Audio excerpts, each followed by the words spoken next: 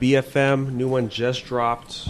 We're here, and we got an email. And we doing it live. Boy Mark, thanks as always for the email. Gang, gang. And he asks, this is an interesting question too, because I just did this recently. He said, when your computer is full and it's time to clean up, what stuff do you notice that you have in your computer that you're like, wow, why do I even have this? Or I should have been deleting this a long time ago. All those fucking Microsoft C++ oh my gosh, yeah, buddy. programs they have me fucking install just to fucking run some software. For me, I think it's everything that's... Okay, so for me, it's literally... If it's not for the PC and it's not for my memoirs of like my memories of like pictures and music and all that kind of stuff, or my projects of like writing, it's gotta go. It's all gotta go, like completely. Especially since I just built the PC a couple months ago, I've now been migrating a lot of information over to that. So everything on my old laptop is literally becoming fresh clean. Yes, so sir. I totally get it. I think it's really just. I've been doing the same thing, and my laptop is still slow as shit. Well, you have an old I have an laptop, external to be hard. fair. I have an external hard drive for you if you want to use it. I just got to get my strip club music off it. But I think for the, I think for the most part, it's just seeing what's there, and for me personally, seeing if I have a tie to it. If I have a tie to it, then I have to kind of acknowledge it, and then see if I want to keep it or not, and go from there. Yeah, for me, I just recently went through some stuff on my external hard drive because it's where I put everything. And it's not full, right? I mean, there's still 200 plus gigs available, but you don't want to get close to it being full kind of thing, right? So I was like, all right, it's time to clean It's shop. a good thing you don't work at a strip club because that music will fill you up. That's for BFM right there. Ooh, that's a whole nother day. Yeah, buddy. Anyways, yeah, so I was cleaning up stuff, and big thing was like, movies I could get rid of because it's like, I have them physically now. Just get rid of the digital. There's no point having it. Just going through stuff that... And they give me the DVDs. Oh, of course, yeah. Getting rid of stuff that I've kind of outgrown that's on my hard drive. And,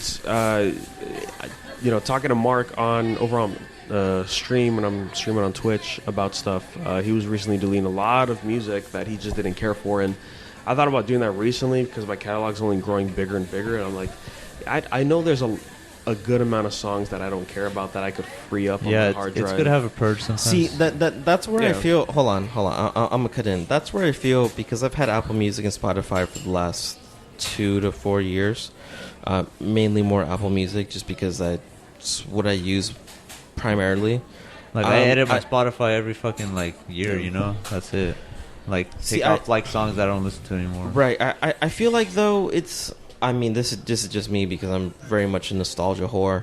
I feel like it's good to have those. Again, this is just me personally. I feel it's good to have those nostalgia moments and appreciate them for what they are, and then just move on when you're ready to move on, But if they're taking up a whole bunch of space, then tell them to go kick rocks. Yeah, exactly. I don't know. Some music doesn't hit it as it used to anymore. Maybe you're in a different state of mind. 100% agree. 100% agree. Yeah, well, I mean, I know I have songs in albums I don't play. Yeah. But yeah, I don't know if I'm gonna delete them or not because it's like, do I want to keep the whole album kind of thing? It's a relic. Not even that. It's just like From having the whole thing. Yeah, because I know definitely for sure. Like, it's that meme where it's like, when you finally play that track, you always skip. Definitely some albums that I could go back into my library and be like, I don't really want to listen to this right now. Like, I don't want this in my shuffle or whatever the case may be. Like, I'll come back to this later time. But then there's definitely a few that's like, yeah, that's gonna come up in a really good point in time where I really need it. Certain times and certain points in your life where you just I can see that. Listen to this album, and I could you definitely might not see feel that at that time, but then you come back to it. It doesn't have to be years later. It could be next the week, rediscovery, and just that. Right. Be within I could definitely see that. I mean, but it's each in their own Yeah, I think for me when it comes to specifically music is it still? Do I still consider it good? Yeah. no matter how many years it's been Pretty since I much comes thought out it was to to good your last. standards though, what it right? comes You know, down like I think I think that's what matters at the end of the day. Like, do you think it's good? Because there are, and I'm gonna say this is a meme, but also like really seriously, like I could listen to like Kidz Bop 11 and be like, this shit's a banger, you know, and everybody else could be like, yo, dude, that's actually garbage. You know what I mean? Yeah. Yeah. But then like 20 years later, I could be like, wow, this is actually still like this is actual shit. Like Kidz Bop 11 was horrible. I don't know how I enjoyed it. And I can see the reflection. Yeah, I think it's all. I think when it comes to that kind of realm, it's very subjective, in its own way, depending on where you are in your life. Yeah. Well, like an example, right? Before, so let's say last year, 2019. If we're talking specifically music, I was just grabbing everything that was new on my view for music that I wanted to collect. But now I'm more refined into it. Like, let me actually listen to it, analyze it, and let me make sure that I will still like this later down the line, so Like that the- way I could actually keep it. You know? Like the whole, and I'm being really serious, but also being kind of jokey. Like the whole meme where it's like I had to listen to a song again to make sure I understood lyrics. It's part of that, yeah. There are but still a bunch of songs I have no idea what the fuck you're saying. oh yeah, And of course. I fucking vibe with each and I mean, that meme where it's like that track you skip, and then it turns out it's fire. That still happens. yeah. Oh, Yeah. 100%, Yeah. dude. Uh, All the but fucking time, man. More on my end, I've definitely been consolidating a lot because I do photo editing. Right, I post on the social media for that, and I kept a lot of files for that, and you know that stacks up, especially nowadays. Oh yeah. I don't know about if you guys know, but with the more, I guess, quality it is in what you can find, the more memory it takes. Right, I remember when images were like kilograms, and now Yeah. they're like a few megabytes. Right. That stuff stacks up, so I'm just like, okay, I'm gonna get rid of stuff that I know I can always grab off the internet, Oh yeah. and keep the stuff that I know I'm like, oh, I actually are gonna need this, or I just can't find anymore. So I've been consolidating that way, and that's been Okay. helping a lot. Yeah. But honestly, other than that, I don't consolidate ever, which is like, oh man, I need to get another hard drive soon because that shit's filling up. No, Because there's too much I good stuff totally, out there. I don't, I totally understand. You know, like it's like sometimes things resonate well, sometimes they don't resonate well. You know, but and it's just that's Yeah. just I the swear, luck of the dude, draw. Once you get that PC though, like that's you gotta consolidate everything, dude. It's not even that. It's just make sure and I have a bigger external hard. Like I need to get a terabyte hard Yeah, drive soon. and enough storage for that too, because Yeah. I feel like once you get like something as big as that, like it's gonna be like for me, like my laptop was all out of shit until I started like seriously thinking about buying this PC, right? Mhm. And that's when I started doing this file cleaning for this laptop. I pretty much just restarted the whole motherfucker and format clean, File bro. cleaning. Yeah, Best bro. friend right there, buddy. So Let me tell you. Yeah. you already know, dude. I don't want to do that. Like Dude, did with I the literally, PC. I gotta keep it. I literally keep it have a pristine. folder on my work laptop that's like to clean up later, and I looked at it earlier this week, and I was like, I don't want to fucking Yeah. do this, dude. I mean, I've been consolidating a lot for just this year on my PC by itself. Yeah. Because it's like I have a lot of stuff on there, Uh, and it's mainly like the stuff for the podcast, but other stuff that I do, and it's like it's starting to build up. And I'm No, like, well, yeah, for sure. there's I know there's files that I will never touch again just because of like the time passed. So yeah, it's looking at how old it is, if it's still relevant to me, and that's pretty much it. You know, I'm pretty sure I'll do I'll do as long as you have Persian those in another mental 5 like years. categories, it should be fine. You just gotta go look through every single fucking file you have. Yeah, that's you in kind of have like a space. general understanding of what's on your Yeah. hard drive and all that. Yeah. There are some where it's like E and then a bunch of numbers. That's Mhm. just a file open. I'm like, what the fuck is this? Yeah, buddy. This is important. Yeah. So cool, man. Thanks, Mark, for the email. As always. As always, always. dude. Love you, Mark. Unversepodcast, Gang, gang, bro. gmail.com. Get that hitter, boy. Send us an email. Love to talk about it on the next episode. So let's go ahead and get into the stuff, man. You know, first thing first, I got to know, What's up? Adam, it's been a while since What's up, dude? Steve came out. What's going on with this guy? I've seen videos on Twitter. This shit looks crazy. Dude, okay. Hell yeah. I know last time we did the episode, I made my piece about Steve, and when he came, actually, I told Jerry, I think the week he was announced, I was like, dude, you know what sucks? He goes, what? And I'm like, this is actually the DLC pack that I bought. I didn't actually buy them individually, the characters. So I knew I was going to have Steve regardless. Yeah. And when I knew he was coming out, I saw the videos on Twitter, right? And then I went home after work. I was staying at my mom's, and I was kind of just laying in bed, and I was like, fuck it, dude, let's see what Steve is all about. So I let it update, I let it download, and then I tried Steve with the Enderman skin, because Enderman's fucking great, like, no matter what. Because I did used to play Minecraft, way back in the day, and I really did enjoy it, but I feel like he's just not for Smash, even though he fits really, really well into it. But anyways, I tried him out, and I'm not going to lie.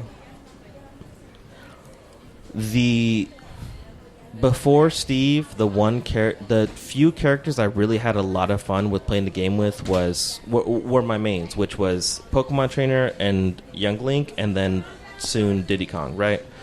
When I played Steve, or Enderman, like the skin, I had a lot of fun. Like, he is a little bit quirky, he's a little slow, he's definitely for certain kinds of players, without a doubt, very gimmicky, but I feel he's definitely not top tier material, like if people were to put it onto a scale, but I think he has the gimmicks to be a top tier, if that makes sense. I feel that he has the momentum to really change the pace of the entire match, which is, I mean, I'm really much of a fighting game person. Like, at the end of the day, like, I grew up on Street Fighter, Tekken, King of Fighters, all those kinds of original 2D fighters, and when I look at Steve, he's literally the Akuma. He, like, can change the pace of the entire match based on if he gets you off stage or not.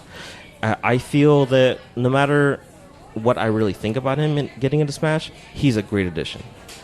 Nintendo did a phenomenal job on him and his special movements. I'm really eager to see when it does happen, because of, you know, COVID and all these things going on in the world. I'm really eager to see somebody come up with Steve into like a top 8, top 64 type scenario, because there are so many things you could do with Steve, and I'm trying to coach my nephew Travis into like really playing him, because he's like, if Steve is in Smash, I'm dropping every character I have. I'm like, that's cool. Like, I'll help you like coach into it, you know. And I'm really eager to see what the mix-up potential can be with this character, because there's so many things you can do. It's crazy. It's literally crazy what you can do with this character. And I hate it, because he's like, in certain situations he's so good, in other situations like, it's alright, but in other situations like, oh my god, dude, this guy's a fucking monster. Yeah, it sounds pretty typical to like DLC characters coming in, right? Like, it's always important to make them shine when they come out, right? But you see, I was talking to my good friend Kevin about it, the one we used to see at the casino. Oh yeah, and he made a really good point. He goes, Nintendo only cares about certain DLC characters. I'm like, what do you mean? He goes, look at Joker, so much work, and I'm like, yeah. That's fair. I get it. He goes, look at Terry. And I'm like, well, that's Sakurai's, like, one of the favorite characters ever in fighting game history. Like, I get it. He goes, but look at Steve. And I'm like, okay, I see where you're going. Is that there's certain characters that have a dynamic that Nintendo is like, no, we're going above and beyond for. Which is why, as cool as Hero is with the whole down B mechanic, like, you get the command menu, it does work, and it is really cool. But then you have the banjo, which I love, you know, which is the pocket main for me, where you have the Wonder Wing, you have 5 feathers to use, and then you have the eggs and the grenade and all these kinds of nonsense, and then you have the Byleth, right? Oh yeah. And then you look at the other DLC characters, which is Min Min, and it's like, okay, well, you do what you should do, but do you have anything extra? So the only ones that really have extra that you can clearly tell were put a lot of love and time into, which is Joker, Terry, and Steve. At that point, to me, it's like, I can't be upset at that, because they literally were like, no, we're doing a lot for this character, because it means a lot to the franchise and to the people who really wanted them in here. Also, part into DLC characters are right. Right, well, you'll have some DLC characters that are really solid and others that are not that great. Like we were talking about earlier, you know, like you have Negan for Tekken, which has got so much love, you know, and then you have others that did not get all that kind of reception. Like, as much as I love Noctis, there was a lot more that could be done. But what was done, I can't complain, because I really do appreciate it. But it's you can literally see like I'm gonna put way more work into this one instead of the other one, which is fine at the end of the day. I think it has to do with the state of the game itself. I agree. Dragon Ball FighterZ is the perfect example of what DLC characters can become over time. Look at Roshi right now. Well, look at Season 1 versus Season 3 right now. Not even Season 3. The end of Season 2 with Broly and Kefla. Like, the amount of work that's put in those characters. And even with Gogeta, the animations in between their supers, that's crazy. It's crazy. And, it's really unfortunate to see stuff like that because as great as it is, it's always sucks because... You hate to see it because... Where's the backtrack when it comes to that, right? But see, okay, so as cool as the characters are, where's the other work to make sure that everything else is stool is good. Right. Compare original Broly to Super Broly. The amount of work, you could clearly tell which one had the more amount of work in it. Exactly. It's so crazy. But as far as that game, I mean, I'm going to agree with you in all generalization. But as far as that game goes, it's an Axis game. And Axis is so well known for like, hey, we're going to pull out this DLC character out of our ass. And we're like, cool, that's who we've wanted. Like, when the last Blaze Blue installment came out, because I've been playing Blaze Blue since day one, and when the last installment came out with the DLC, I'm like, dude, fuck yeah, I've been really wanting to learn how to play Jubei. Like, I really wanted to be a playable character. Yeah, he was really cool in the actual Blaze Blue installment, but when he came out in Cross Tag, it was a totally different genre. It was like, dude, this is what I really wanted with the character, and it's exactly like you said, like, we're going to give it to the audience. We're going to give it to them in a way that it makes sense, and they're going to be happy with it. I just think with Steve specifically, like Sakurai mentioned it during the reveal, is like, it's a lot of work, man, because you could tell you really didn't want to do it. Like with Terry, it's like, okay, let's get the mechanics of Terry and KOF into the game easy, right? And then kind of mirror like Ryu and Ken, where like you're like automatically looking back at them. You already have like a 2D base ground for it, yeah. But then when you look at Steve from Minecraft, it's like, let's put Minecraft into the game. He literally said it. He's like, we had to literally go through every single stage and put blocks in certain spots, which is why I don't know if a lot of people notice this. More like frustration, but. In the release video, there were, and I could be wrong on this, like, don't quote me on this, but to me, I think what it looked like was where they could put blocks was completely different where they could put blocks after the release. There was a huge limit, and I remember looking at it like, oh, that's interesting, because I thought he'd go way farther than that. Like when I was sitting there in training mode, when I was playing with Enderman, the skin, I was like, that's interesting because I thought he'd go way farther. But that's fine. The amount of things you can do with this character, again, this goes back to what we talked about earlier. If you're on stage and you have stage control, if you control the neutral against Steve, you're always going to win, without a doubt. But if you're off stage and they have the control, you're never going to win. Everything I've seen, like the setups are crazy. But I will say, as much as I will never use him like as an actual main, he is a lot of fun to play. Like if people have him, like bought the DLC pack too, and you may have some gripes, honestly just play him because he's so much fun. Like he is just a fun character to like use in nonsense. Like don't main him, just have fun with the game. So moving on, we got the launch, I think it was the launch trailer for the English version of Yakuza 7, aka Like a Dragon, and this is with a new protagonist, and I think we said earlier, like a few episodes back, this is going to be English dubbed, but of course you can switch to Japanese, which I'll probably do when I end up grabbing this game. The series is basically Japan Simulator. Let's keep it like that. Isn't it the first Yakuza game that has the American or English dub, I should say? Yes, because I don't think Judgment had the English dub in it. I don't remember. But this is getting English dubbed fully, which was a big surprise for a lot of people. The trailer was great because it shows off some of the great gameplay with it. It's obvious. Remember, it's a turn-based RPG. But it's Yakuza, so it's just like... And honestly... It's so crazy, man. Honestly, Danny, I've said it before, how much of a diehard Final Fantasy fan that I am. I've played like 98% of every single Final Fantasy game ever made. To see a turn-based game in this day and age, I am so excited. I am so excited beyond belief. Like, my dick is so hard, like, it's about to fall off. Like, I'm so ready. I do miss turn-based as well. You know, that's why I thought of getting that Fairy Tale game. But I'm like, I'm just going to wait until that's, like, really cheap. Is that really turn-based? Yeah. With this game, it's already a franchise. It's a franchise I know. And I'm like, they're obviously keeping the wackiness because if you look at the summons and the special attacks you can do, it's so fun. It's very fantasy-like. It's great. And of course, they do the meme thing with Baka Mitai, but it's in English, which kind of caught me by surprise. I'm like, oh, they're doing all the karaoke music in English. That's they totally interesting. did it for the meme, though. They totally did. Oh, no, in the trailer, yeah, they totally did. But yeah, so that's coming again in November for this gen, and then it'll be available for Series X when it launches, and then I think sometime next year for PS5. And speaking of Yakuza, man, I finally decided to hop back in Zero. It's been a long time since I played Zero. I didn't get that far.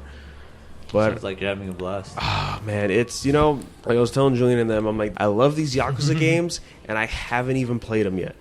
Hell Because yeah. it's everything I've seen. The music's fantastic. The gameplay's great. Go watch Donkey's Yakuza Zero video. It's hilarious. So good. And it really encompasses everything that's in the series. That's really defined what Yakuza is now. And I just started Chapter 4 last time I played. And the story is really pushing forward. Everything's great. I just started playing as the next character, Majima. That's the boy right there for sure. And I can't wait to see what's more in his background and more Yakuza, please. Yeah, it's really fun. I mean, it's like I told you guys in the chat the other day. I bought every single Yakuza game. It was on sale. Half of them I bought on Humble Bumble about maybe 2 months and a half ago. And then I bought the rest on the PSN sale, so I'm really excited to go through everything. Yeah, I own the whole series as well. And I'm looking forward to going through each game. It's going to take a while, but I can't wait to get through all that so I can play like a dragon. Like, it's that perfect balance of wackiness and seriousness. All the wacky stuff doesn't matter with the story, but when the story happens, pay attention. That's really what's going on, especially because the cutscenes are a lot longer than I expected. There's the basic version where it's the in-game models talking to each other with dialogue. Right. And then there's a text box, and then there's that version without the dialogue, and then there is the cinematic cutscenes, and all that stuff is what the series is supposed to be. Great. Can't praise it enough. Can't wait to keep going. I want to see what's going on more because, like I told Oscar, you don't skip the intro for the game because the song is hype, the video that plays is hype, but there's also spoilers. It's like Persona. You don't skip that opening. Oh, of course, yeah. But moving on, we got a new trailer for Mortal Kombat 11. Dude. This trailer it showed off the next... was it the Combat Pack? I think that's what they called it, right? I think it was the Combat Pack, the next one. It think showed it's off 3 2. characters. Rain, which was... Dude, I mean, I feel like you definitely saw that one coming because his model was already in the game. If you battled in a certain stage, I can't remember the name of the stage, so his model was already there, so it made sense, and he had like his own interactions with the backdrop, so it made sense. But then we had Melina, dude. Yeah. When Ed Boon for a month was like, no. But Ed Boon, like, I feel like, I don't want to get canceled for this, but I want to say this anyway. I feel like Ed Boon sometimes tries to be like Harada, and it's like, No, I think it's total bait and switch. He's like, no, we're not gonna do it. And then he's like, oh, whoa, we're gonna put her in here, but we're not gonna give you any release date or like trailer other than she's in here and she does some cool shit. But we're gonna give you Rain, and then we're gonna give you fucking Rambo.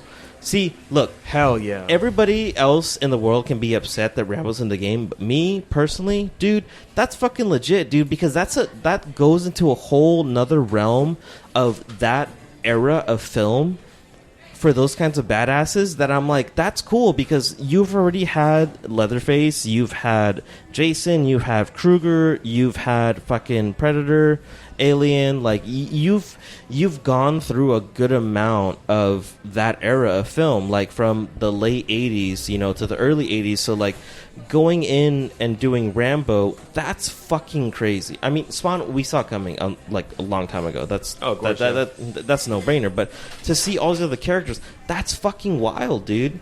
You know, like, to see Rambo in here, I was so excited. Yeah.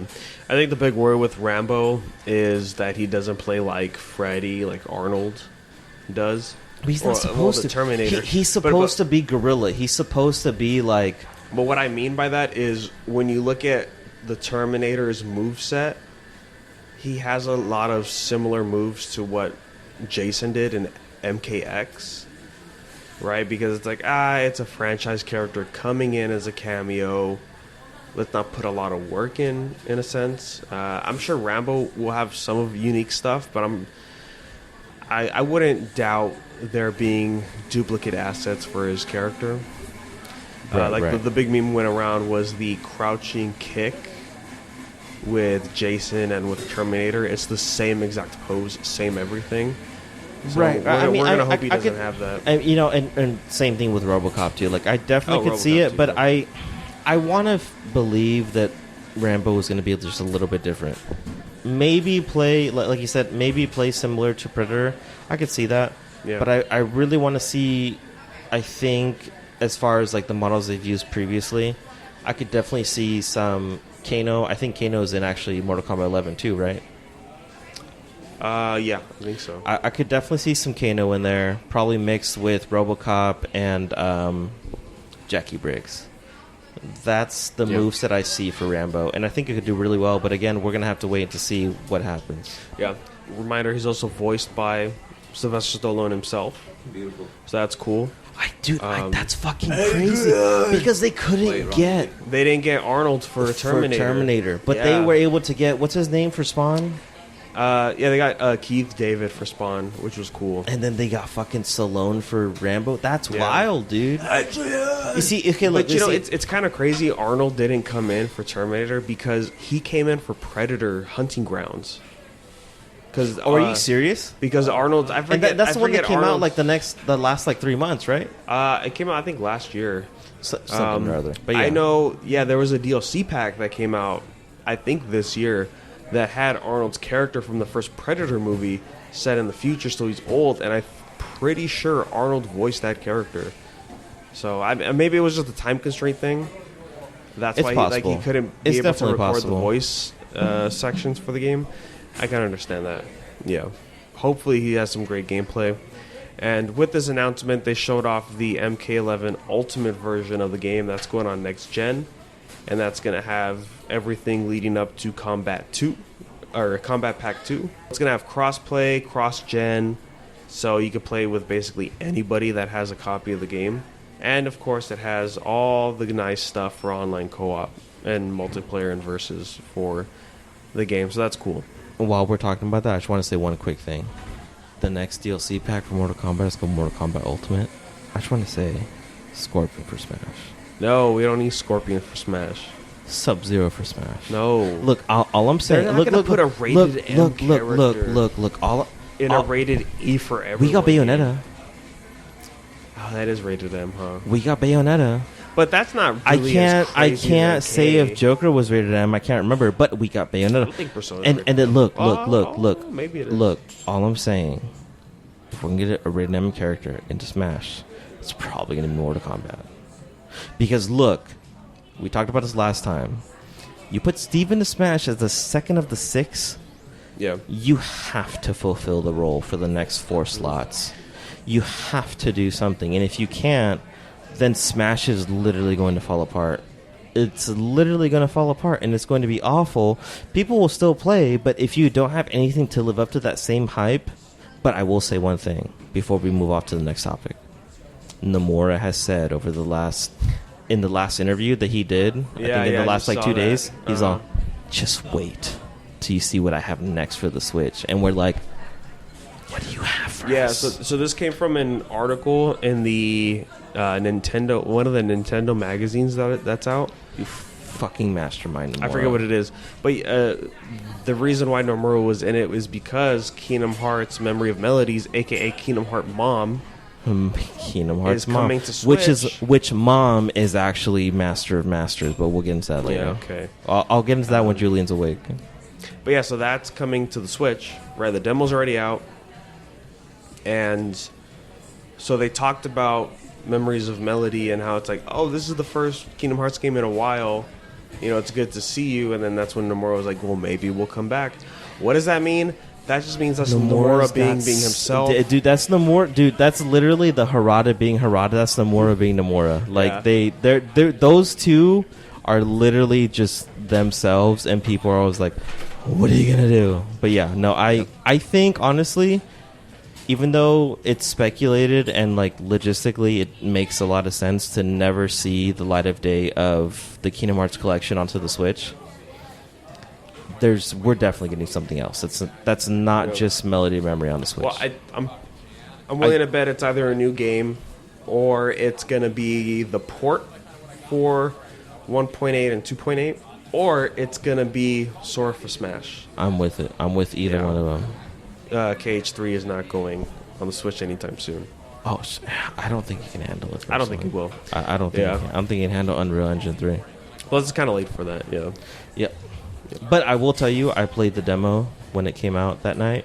If you're a fan of rhythm games, you're going to enjoy this game. It's a lot of fun. There's a lot of different modes, so you can literally play the game and just, like, if you know the BGM, you're good to go. So you don't have to actually excel at the game so far, from what I understand from the demo.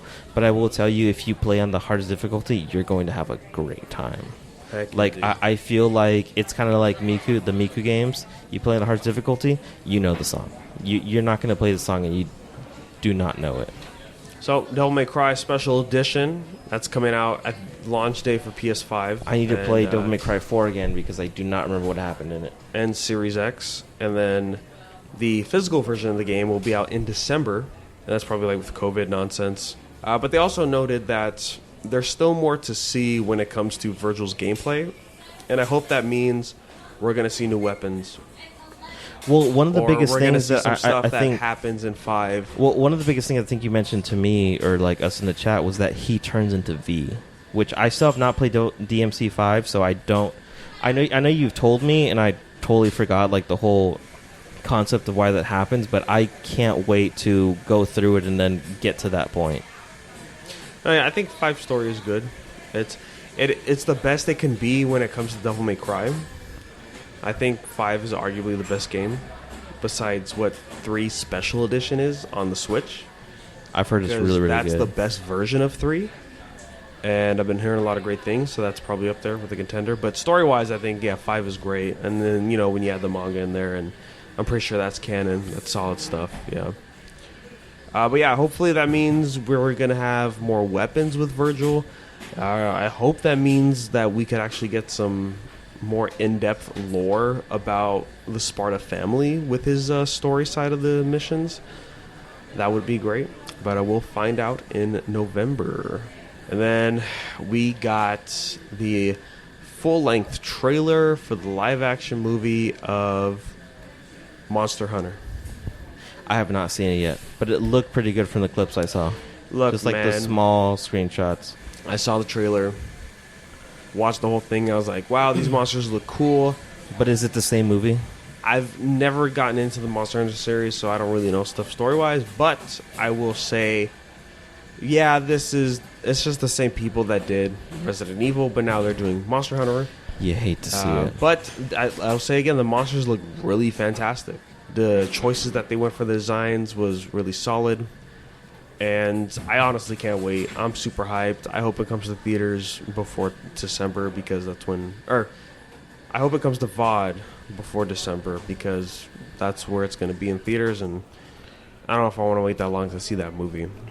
Hey, dude, you know what? It could be, like... It could prove to be a good one. You know what I mean? Like, the Resident Evil ones were hot garbage. But this one could be pretty good, because you know what? Monster Hunter is really like... Yeah, they're focused on their IP for sure, for that. Definitely. I think... as opposed to the Resident Evil films where they were just kind of like, we're going to slap the logo on here and then just do whatever we want. Yeah. I think Akil mentioned that the director for Monster Hunter actually went to the dev team for Monster Hunter and actually break down what's going on with these creatures and all that. And I was like, oh, that's cool. I always like stuff like that. We got a lot of PlayStation news this week. First and foremost, there was I think it was a 7-minute video that launched. Of like dismantling the PS5? Yeah, so they do a teardown video. They take everything apart, let you know what's going on with the console. And it's more simple than I thought. There is still the empty gap in the front for the base console. I don't really understand. It looks pretty nice. Yeah. There is a little save socket for, I guess, like a lint dryer or something. You know, to make sure nothing goes crazy. They showed off more of that. They showed off how easy it is to take off the faceplates. Or, like, the white section on the PS5. Mm-hmm. It's super easy to take off, which makes me more to believe when they mentioned customization, this is what they meant. You're able to replace these parts. That's why I'm okay with it being so white, because I can just throw everything on there. We finally got the full list of games that are not compatible when it comes to PS4 to PS5. Not compatible or compatible? Not compatible. We got a full list. And guess what, gamers? It's 10 games on this list that will not be able to be played on PS5. But every single other game is going to be compatible. Yeah. And of these 10 games, I never heard of them. All right, let's see what you got. So I don't know the list. I only took a glance at the list, and I saw that, like, yeah, I have no idea what these games are. So that's just a plus for me. So I'm like, okay, cool. So my plan is still moving forward with what I want to do with PS5 for now at launch. And then this is one of those things where I can understand the frustration people have with Sony, where it's like, just be clear, right? That's exactly what a lot of people want to be with this console. And they came out and said that, yeah, you're going to be able to save transfer from PS4 to PS5 for majority of the titles. Right. And this was such an up-in-the-air thing, and I don't know if it had to do with them testing or if they just wanted to wait, right? Because there's been a lot of PS5 news, right, and like updates and all that the coming weeks leading up to launch day. So maybe that plays a factor into it. Who knows?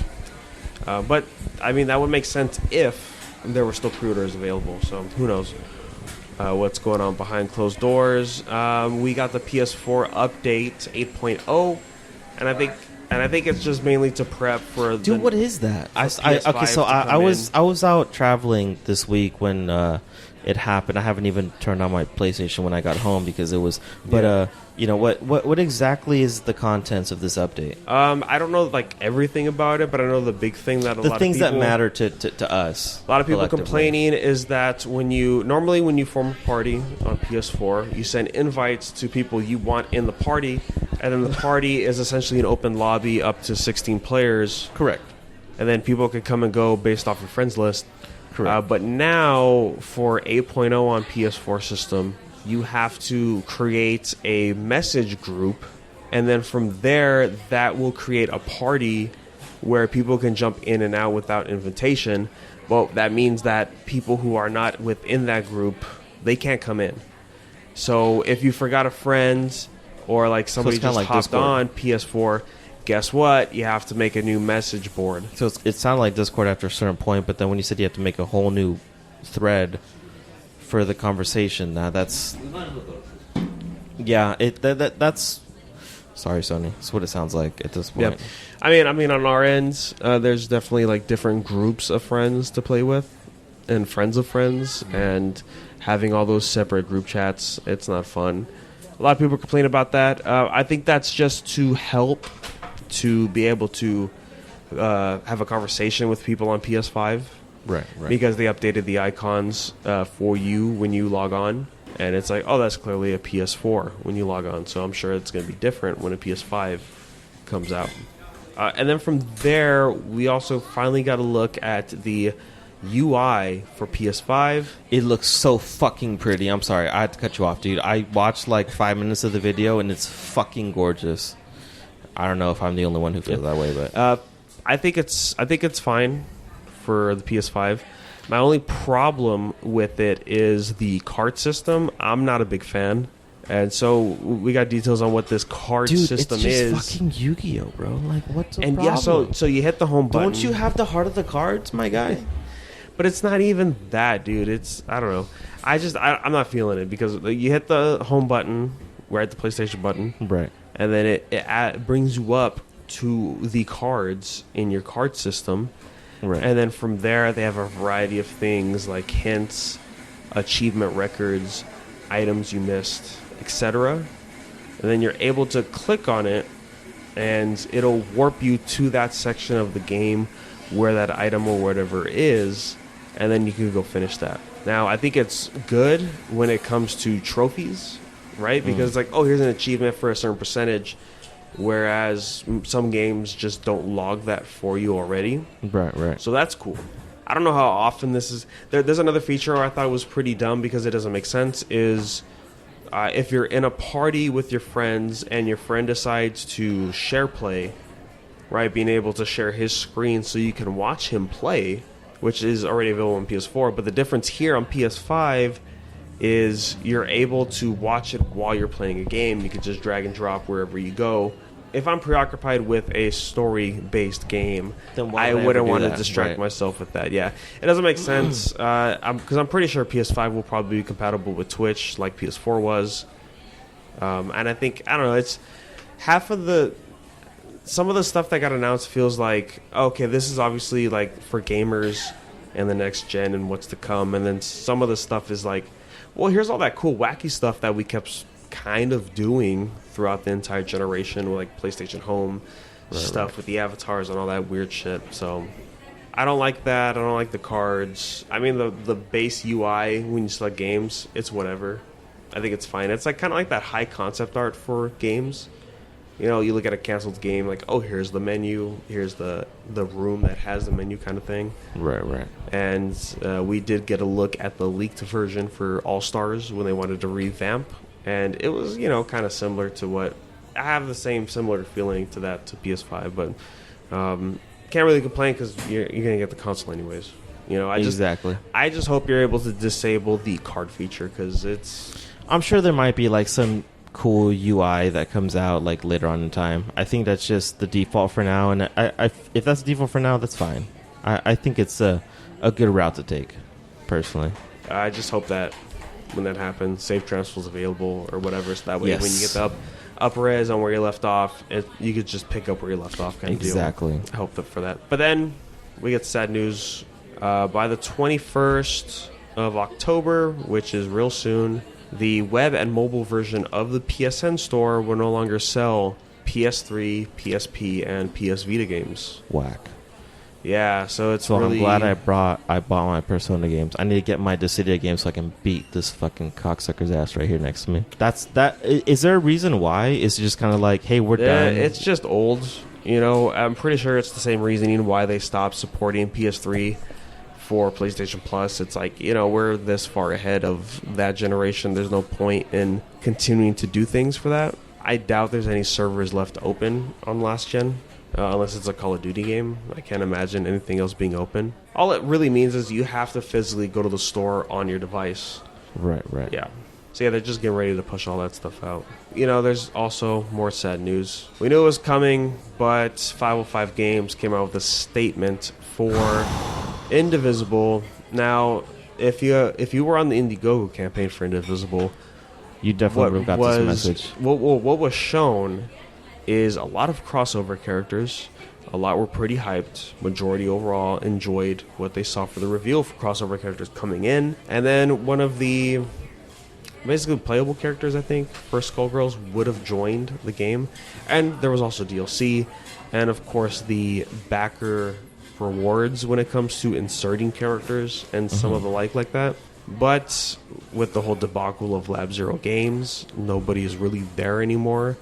505 has officially stated that this is it. There's going to be, I think, one final update for the game, but there's not going to be, Unfortunately, PS4 content. Yeah.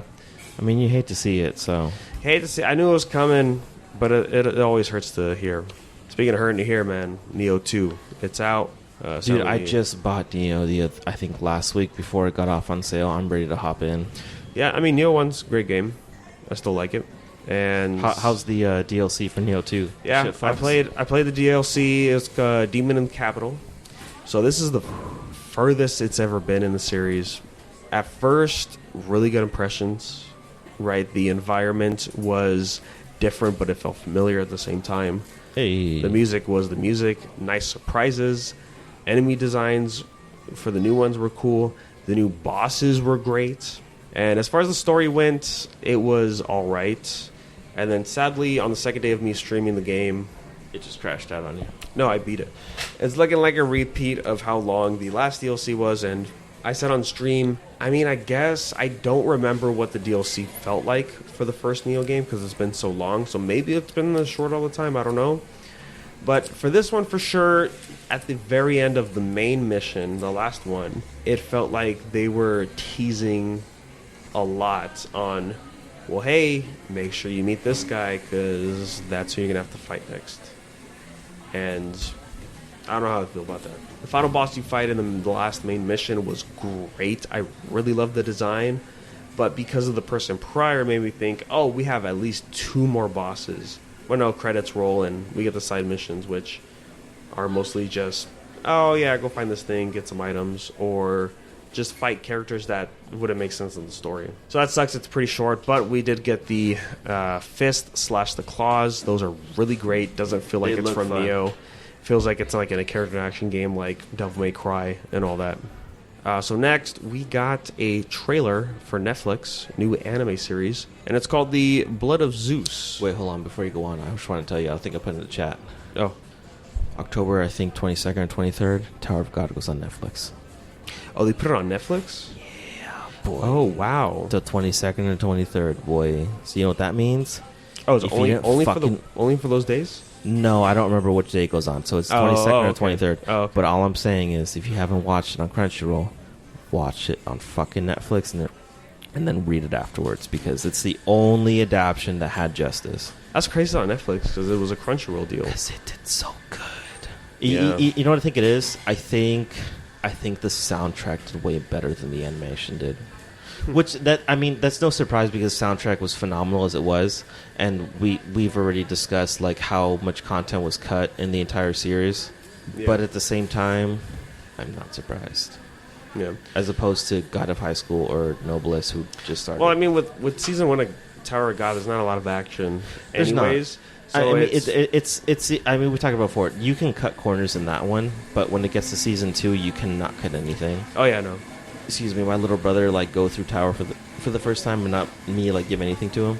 He's like, no, I really enjoyed it. Like, really enjoyed it for what it was. Like, I should read it. And I'm like, yeah, you better fucking read it. Bless you. God bless you.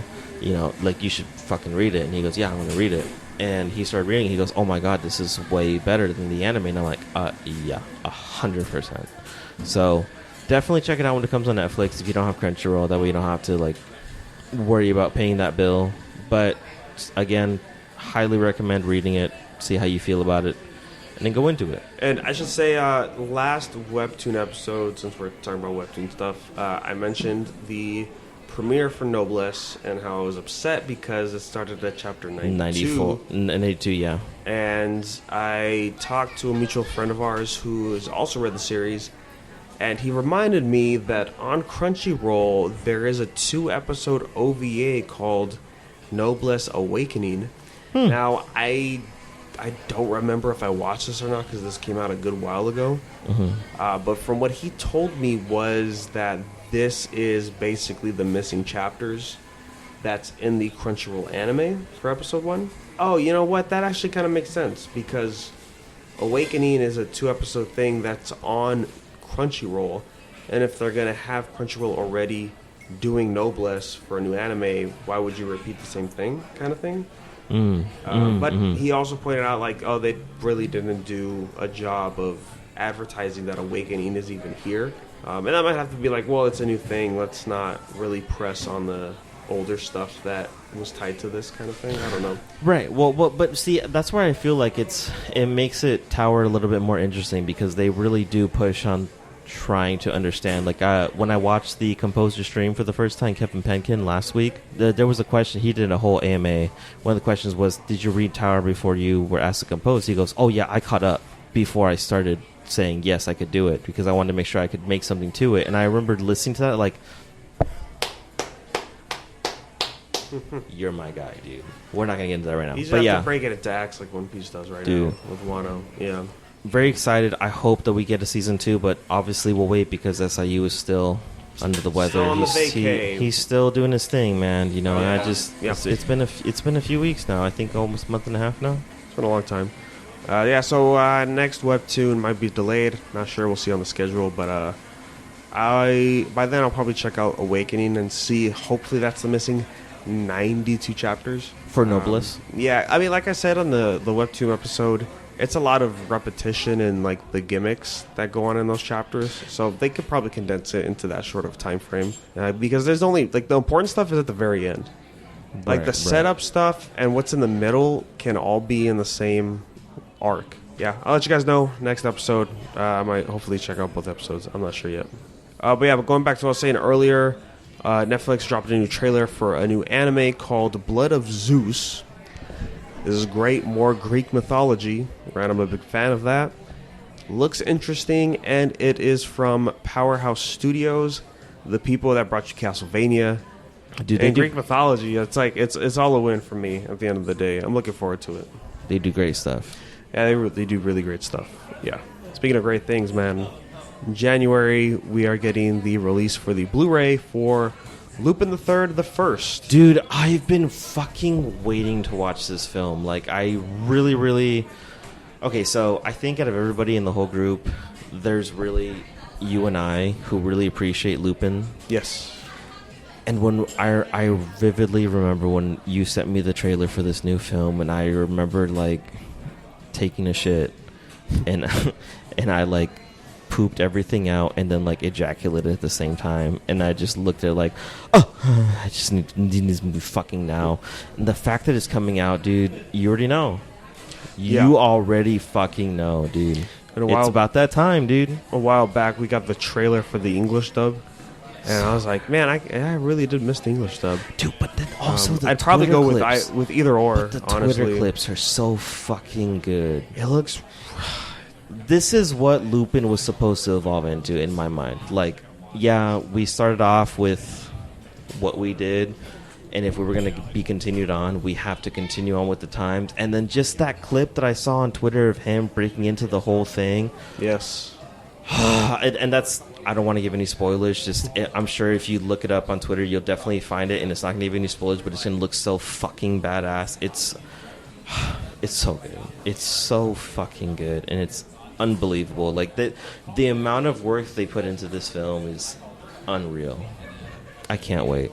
Dude, I can't wait. Yeah, like seeing all the trailers for it, it's really amazing. I'm just glad it's finally coming to the West. And we're getting a steelbook for the pre-order. Hey, yo! It looks really nice. I like it a lot. And it comes with a booklet, which has a concept art in it. I think it's like... I forget how many pages. I think I'm about it's like to make the order right now. 16 pages. I'm literally about to make the order right now. Don't tell me that. It's a good time, man. I love Lupin. I've been meaning to watch like the previous movies before this that have been really good from what I hear. So it's good to see this kind of get the limelight, you know, with the big English dub trailer, have the cast come back, all that good stuff. And then, hey, I said January, right, for the release for the Blu-ray? Well, guess what, guys? Something else is coming from the anime side. And that's Evangelion 3.0 plus 1.0, the fourth movie for the rebuilds, finally. It's been so long. Because he had to go work on the last Godzilla movie.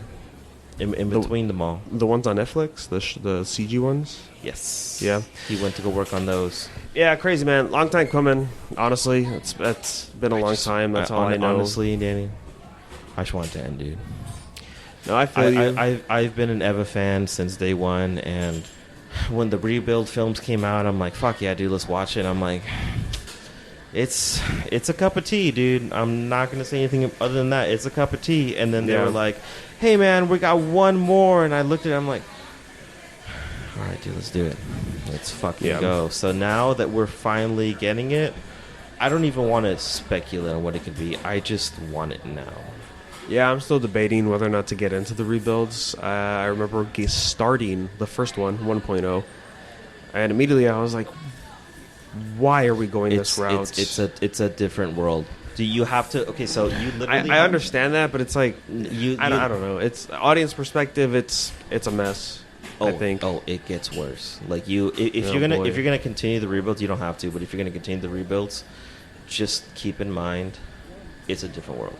It's not It's not what you know. It will never be what you know. It's going to be something totally different. Just take it for what it is.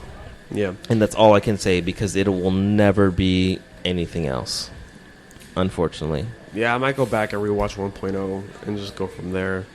But yeah, I mean, it's cool. Finally, hopefully, those fans of the rebuilds can get their wish. It's been so long. I mean, again, I've been watching the rebuilds for so long. Again, I've Eva day one when I could finally watch it in the States, and to see it finally get to this point, it's great. But at the same time, it's like, you fuck, dude. It's it's a wild ride. Yeah, I wouldn't recommend it for anybody unless you really want it. But I still want to check out the manga, so we'll get there when we get there. Yeah, we'll get there when we get there. We'll both do a review, because I really do want to read the manga as well. It's an interesting story, but I'm really hyped for this after watching the trailer. But there was a new one for Sailor Moon Eternal. I think this is the 4th or 5th trailer, and you know what? They literally just keep getting better, because the first one was very much... Again, I still haven't seen Crystal yet, and I know that I think after the first season of Crystal, the art style gets a lot better with the CGI.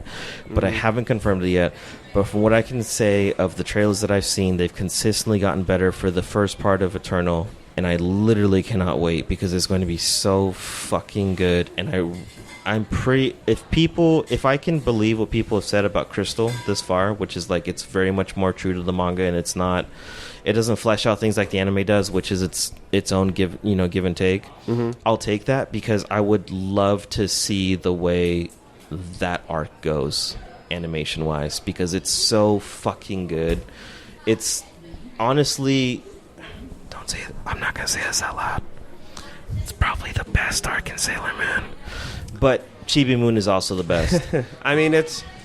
No, see... We said what we said on the Sailor exactly. Moon episode. Like read the manga, and if this is going to be true to the manga, this is going to be fucking great, because it's going to give everything that we didn't get in the 90s original anime, but in 2 parts. So we're going to have 2 different films. I don't know if you knew that. So we're going to have... I didn't know that. Yeah, so they're going to split up in 2 parts. So... At first, they had said, "Hey, we're gonna give the first part in last month, September of 2020," and then they pushed it off and said, "Hey, actually, we're gonna give you the first part in January of 2021, and then give you the second part like 2 weeks later in February 2021." So I think that works out really, really well, especially because of the content. If people know what's actually going on, I'm not going to give any spoilers if you haven't read the manga, as opposed to just watching the 90s anime, but. Definitely read the manga. It's a lot better. We've talked about it before. I think it's going to be fucking great, because they've really gone to do 90s like nostalgic Sailor Moon, Chibi Moon, and all the Sailor Soldiers, as opposed to just being generic Joes.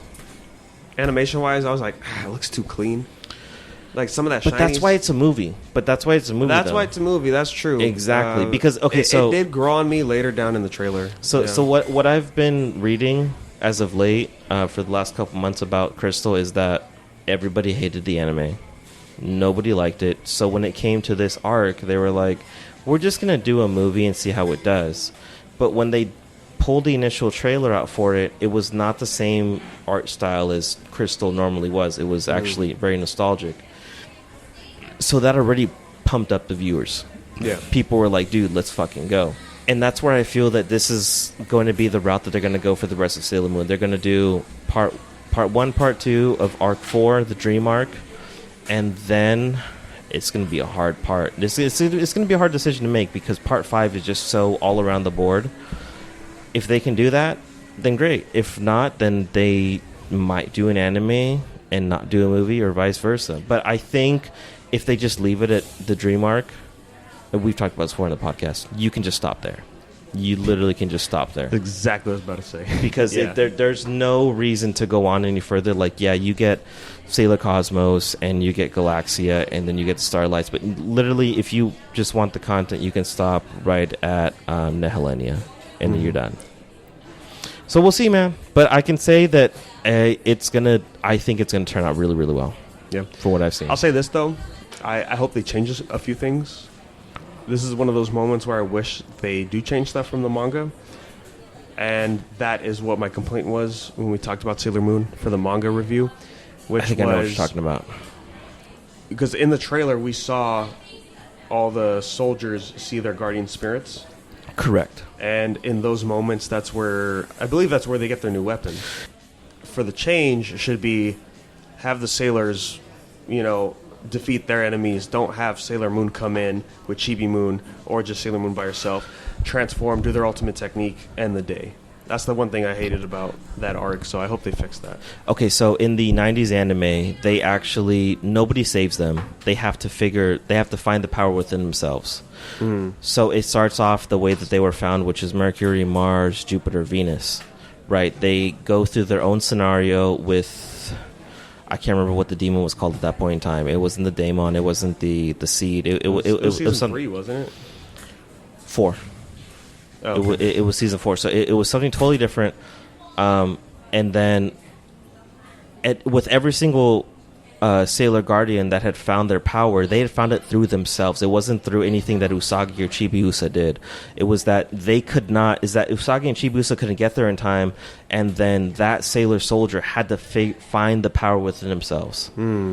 Which was nice that they did that in the 90s. And this is where I always will revert back to what we talked about when we did the episode, is that there were some things the 90s animation did very well, and then there's a lot of things it did not do well at all. But that was one of the few things where it's like, no, we're going to make sure you're not just a damsel in distress. You're actually find the power within yourself to, succeed. So it looks, from the last trailer that you sent me today, it looks like that's what's going to happen. I just hope the pacing isn't too quick. Yeah, it's one of those things, right? It's a whole arc into one movie, and that's what's going on. Well, no. It's in 2 parts, but still, like a whole arc. It's a lot. In such a limited. I mean, it's probably going to be an hour and a half. Probably around that time. Like an hour and a half, hour 45, but that's still so short to do what needs to be done. Exactly. Because another movie coming out is the Demon Slayer movie, and that's going off of the Infinity Train arc, and I think that's coming out real soon. It should be this month, and that arc is condensed. It's small enough to be its own film. But yeah, with this arc for Sailor Moon, it's like it's kind of has to be a little bigger, don't you think?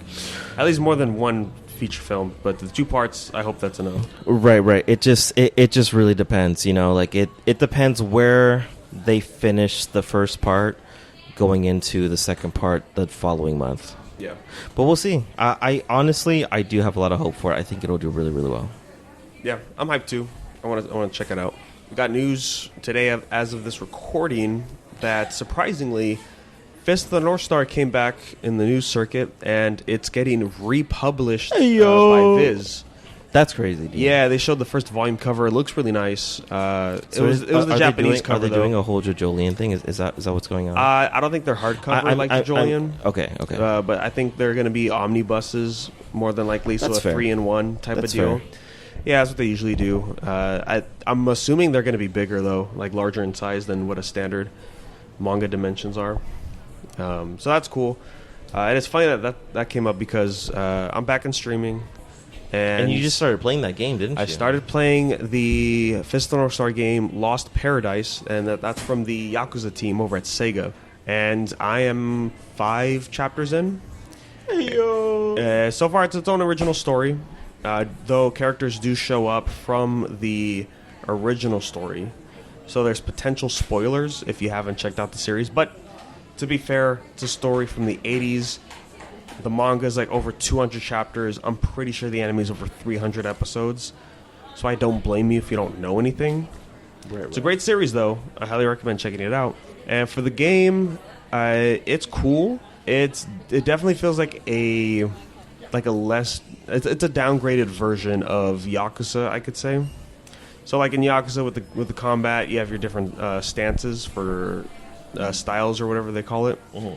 To do different types of attacks, and that's cool because it depends on what type of crowd you're fighting. But here, it's a licensed IP with a specific character using a specific martial art, which is Hokuto no Ken, and that means you're very limited to what you can do with combat. So you only have the one combat tree, which is Hokuto no Ken, And instead of grabbing enemies, you hit the pressure points and you're able to do finishers, which is a cinematic. And it's cool, you know, when you first do it, and then you realize, oh, if I do different combos, it changes it for the finisher, right? So you got to do different pressure points. And some of it's cool. There's ones, it depends, like if you're on the wall, it changes. If you're on the open, you could literally swing the enemy around, hitting other enemies before he explodes. And that's fun for a bit, but it does get repetitious. The unfortunate thing is like, okay, let me punch this guy a few times until I see zero, or until I see circle pop up over his head. Tap that, tap it again, do the super, he's dead. You know, the fun thing about Yakuza is there's all the side quests that you can do in the game, as well as like all the games and karaoke and stuff. And I haven't really gone there yet. There's quote-unquote sub-stories as you go through the main missions, but those sub-stories are important for the main mission, so I don't see why it's considered a side quest when it's really not. One thing that surprised me was there's a section of the game where you could just drive a car through the desert to go area to area. I was not expecting that at all. I was expecting more of like fast travel or something to get there. It being a licensed thing and, you know, they're limited to what they can do, I gotta say it's not bad, for sure. At least where I'm at right now. It does feel like anime filler when it comes to the predictability with the main villain, Right. that's involved. That's simple trope for those enemies. Yeah. I mean, like when I played Unlimited World Red, you know, it was pretty generic, kind of predictable when it comes to the main character. It looked like so much fun. I mean, it's a fun game, but just the final boss for me for Unlimited World Red was not the best. But hey, while we're talking about manga, I did catch up to Boruto. I gotta say, as ridiculous as what it's doing, it's interesting. It's very different from Naruto. That's how it should be. So It's I not supposed give to be. it props for that. But you know what Boruto is, right? That's a sequel series. Yeah. A lot of those have been popping up recently. And Well, you have Boruto, and then you have Dragon Ball Super, Super, right? the main one, which I also caught up to, and I have to Dude, say, I've seen so many gripes about Super right now. there's nothing good going on right now. No, because from what I literally the formula repeated over and over and then the biggest gripe is that why did you not let Vegeta have The win. With them fighting Moro, this is not from the anime. No, it's not. So the real question coming in is, who's writing this story? Is it Toriyama? I don't think so. Is it I think Toyotaro? Is it a mix of both? I think don't know. Honestly, I think it's Toyotaro. Yeah, so that's the interesting part for it, for sure. There's definitely interesting things, right? Like Vegeta being able to come up with his own, he throws away his selfishness by deciding to train with the Yard Rat. Like the stuff that Goku couldn't do. And that's why I say it's Toyotaro, because it's a totally different thing. But then I feel that at the end of the day, it just, again, I have no context, but just because of what I know about the last few things, that starts off like Toyotaro, but then at the end of the day, it's like, why would you not have it be Goku? And that's where, that's the Dragon Ball dilemma. Yeah, but at the same time, though, the things we see in this arc with Goku feels a lot like what Toriyama's already done with Goku. Like on Twitter the other day, somebody shared the clip of Goku training Trunks and Goten. Remember, like in the Buu Saga? Yeah. For them to do the fusion dance because it's like... I remember, I think you retweeted that, yeah. Yeah, if shit hits the fan, they're the last hope for the world. And you know? better kick it in the fucking gear. And Yeah. Goku was like, hey, stop crying. Like, no, you do what you need to do. That's the last time Goku was great. Goku. Yeah. This is the last time Goku was Goku. After that, it was like, I'm all about memes, dude. Said it before on this show. I'm all about that damn, bro. I hate Goku Gang. in Super. It's just a childish version of what he once was. It's You a know- very empty shell. You know, when I first watched Super, before you and I discussed it, I did enjoy it. I'm like, that's fun. To me, I was like, that's a fun time. But then when you and I sat down and talked about it, Danny, I was like, you're right, dude. That's not Goku. That's not who he should have evolved into. Because if you look at Dragon Ball Goku, obviously he's going to evolve into Dragon Ball Z Goku, of course. And then you look at Dragon Ball Z Goku, he's going to go into GT Goku because it just makes sense, right? Like, I mean, despite the age change thing, right? Yeah. And then you look at Super and it's like, no, it should have been beyond that. And that's where I personally feel super dropped down, because it's now you're literally playing with a character who has no, what's the word I'm looking for? No depth. We'll go with that for now. No depth for like what's going on in the world around him. He's just kind of like, oh, it's a tournament, cool. Like, universe gonna explode, dude. If you don't fucking lose, he goes, gang, bro. I'm gonna win. It's like, but you literally couldn't win. Like, potentially, like statistically, you couldn't win. He goes, nah, it's cool, man. It's like, no, that's not. Like, if we were to take Dragon Ball Goku and put him into that spot and like age him a couple years, like not even change the dynamic of Dragon Ball Goku, he would literally look at him and be like, I'm gonna kill everybody. Like, I'm going to do what I need to do to make sure nobody, like, I mean, the same dynamic will be there. It'll be like, I want to make sure nobody gets hurt. But at the same time, what do I have to do to make sure it doesn't happen, right? So it's kind of like that neutral evil, neutral chaotic kind of way he has to go, which is exactly what Roshi did in Super. He was the very neutral, chaotic, like, I'm going to do what I have to do, but I don't want to do nothing. I just kind of want to look at like, them titties. Every time I read Super and I see Goku talk, I just think back to Frieza Saga when he had that great monologue talking about being the defender of the universe against the forces of evil. You know, Cell Saga when he's training in the time chamber. Hyperbolic time chamber, yeah. Yeah, with how Gohan. great that is. What I just mentioned with the Buu Saga. All that stuff's great. And then you get to Super, and he's like, I mean, I just want to fight the fight. And in the last chapter that came out of this recording, one of the main characters for the arc asked Goku during a flashback, like, what's important for you? Like, hey, like, you actually saved the universe more than once. He's like, oh, I never really think about it. That's not Goku. You know? And then, like, his answer was just what Goku has been this whole time with. It's not Goku. I just want to fight strong. You know, like, when Beerus said, like, oh, you don't understand, like, the consequences that you just set up with the Tournament of Power. He literally just he literally sees, like, he looks like a child, which is not Goku. Part of it could be pressure from Toei, because with GT, the idea was to get the childlike essence of Goku back. Well, we've seen that happen many times before. We've seen that happen in a bunch of different so series. Many look different at series. Fairy Tail. You know, I'm reading the sequel for Fairy Tail, right? Since we're talking about sequels. 100 Years Quest, guess what? Natsu kind of really forgot a lot about the character development that happened in those last few arcs, which is unfortunate, you know?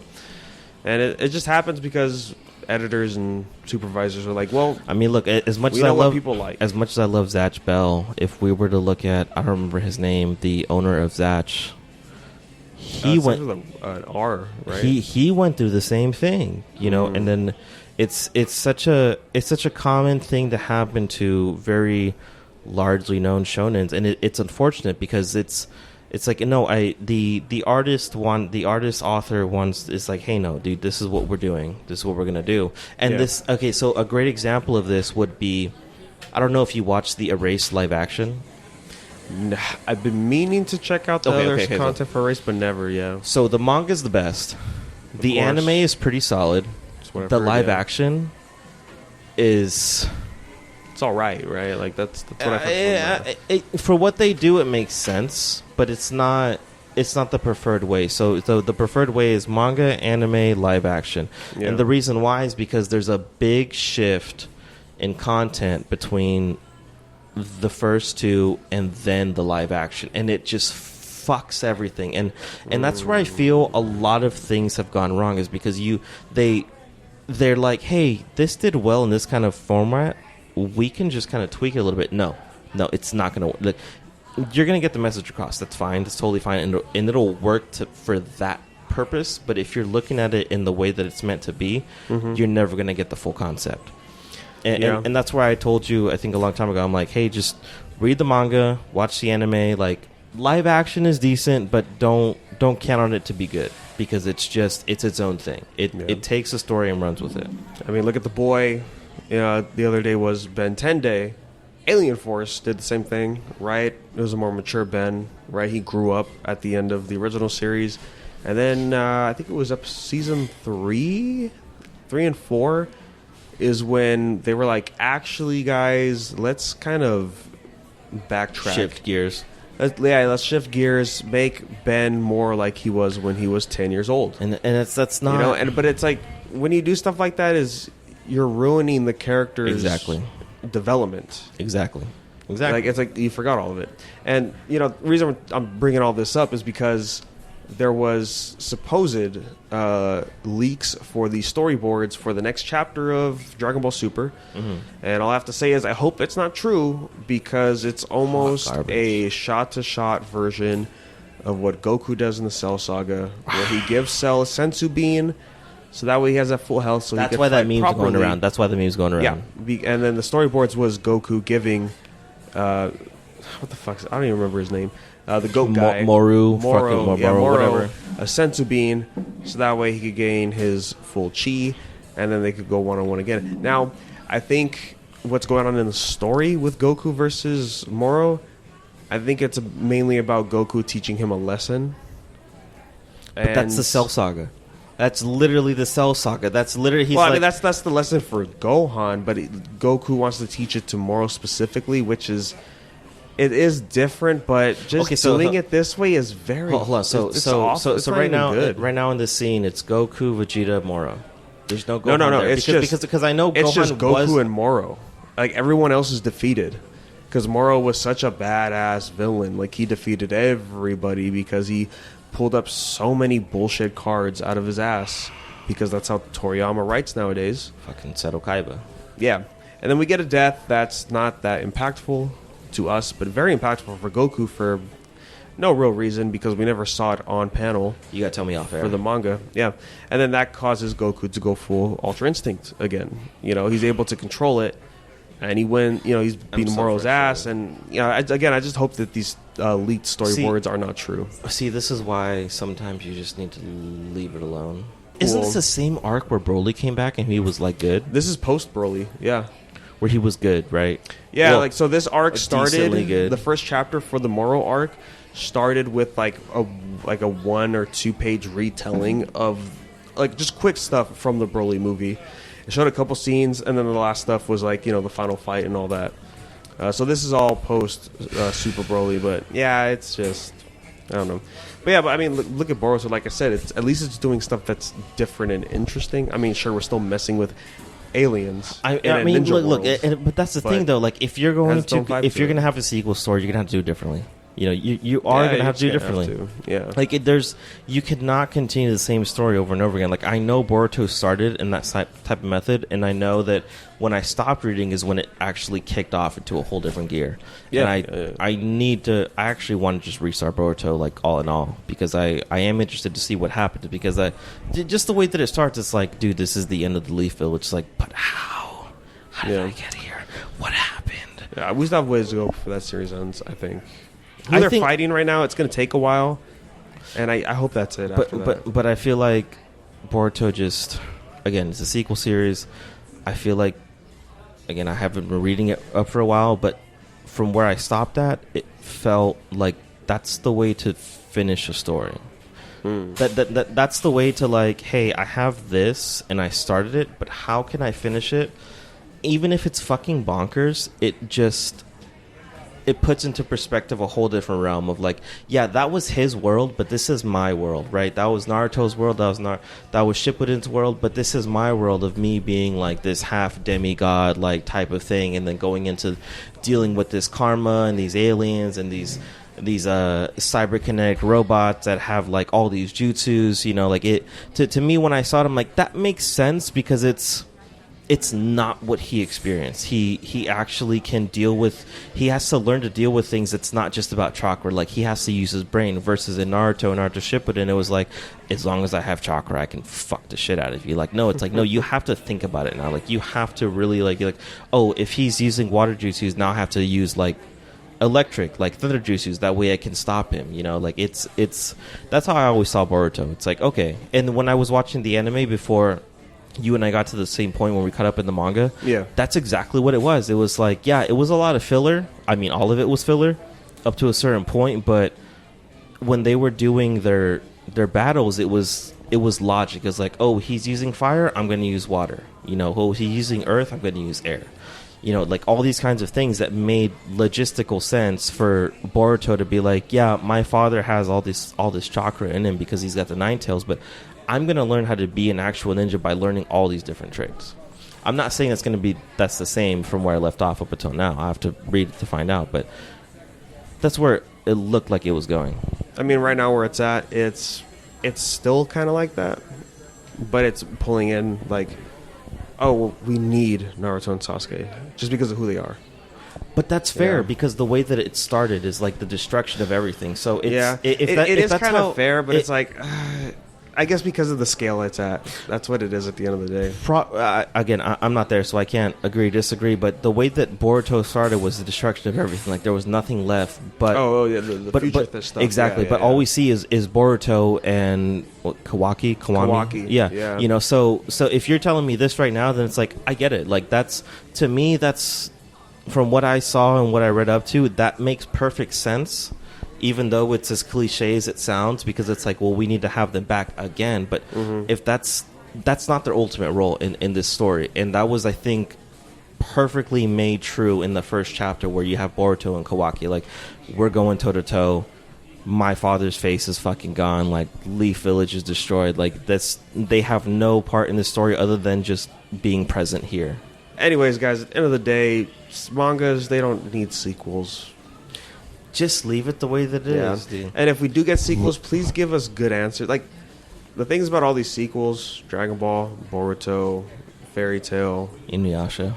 I mean, even Inuyasha, they're giving us answers that we wanted, and that's the cool stuff. But we didn't need it. Sometimes there's cool stuff in there that I'm like, oh, that's cool to keep in mind. But yeah, you just have to remember where you left off and exactly try to keep it like that. Exactly. It's almost becoming the trend, man, because when Nanatsu no Taizai ended, I think a week later they announced that, like, oh, guess what? Yeah, there's going to be a sequel series. It's like, what's the point? Like, you ended the series. Exactly. I can't see it going anywhere. Exactly. Yeah, manga world is getting interesting as we press forward. That's why you just read Tower of God over and over again. Just read Tower of God, read all the other good shonen stuff. Yeah, so, yeah, Webtoon, that'll be coming up. We will let you know on the Twitter. And like I said, new BFM, new Marvel Talk coming soon, hopefully. And, of course, manga reviews every Wednesday. If you want to keep up to date with those episodes, Unverse Podcast anywhere on social media, specifically Twitter, for those updates of whether or not episodes will drop in the week. And then you can send us an email again, unversepodcast@gmail.com, if you have any questions or comments. Thanks, guys. Catch you on the next one. Most of the time I'm a regular guy. Ever so often the twitch is my eye. I have two sides, I don't know why. I'm like a modern day Jekyll and Hyde. Most of the time I'm a regular guy. Ever so often the twitch is my eye. I have two sides, I don't know why. I'm like a modern day Jekyll and Hyde. Most of the time I'm a regular guy. Ever so often the twitch is my eye. I have two sides, I don't know why. I'm like a modern day Jekyll and Hyde. Most of the time I'm a regular guy. Ever so often the twitch is my eye. I have two sides, I don't know why. I'm like a modern day Jekyll and Hyde. From age 11 I was special, easily excited, never settled. Teachers thought I was some kind of rebel. Parents positive it was the devil. I would vandalize and scandalize, analyze and overanalyze, tell the most outstanding lies, usually on things I fantasize. Right about the very first time I would kick my very first rhyme. Schemes came up in my dreams, and I guess that should have been the first sign. An encounter of the worst kind. Every time I wrote a verse, I determined the strange occurrences took place all across the earth, even as close as my birthplace. Tornadoes, earthquakes, disasters met with lasters. The scenario was the worst case, and I never understood why. Still don't to this very day. All I know is I can't control it. I wish I could get away, but I can't, cause this is my fate. Can't change now, it's too late. And if anybody ever tried to stop me, it'll be a cold case. It's happening again. Most of the time I'm a regular guy. Ever so often the twitch is my eye. I have two sides, I don't know why. I'm like a modern day Jekyll and Hyde. Most of the time I'm a regular guy. Ever so often the twitch is my eye. I have two sides, I don't know why. I'm like a modern day Jekyll and Hyde. Most of the time I'm a regular guy. Ever so often the twitch is my eye. I have two sides, I don't know why. I'm like a modern day Jekyll and Hyde. Most of the time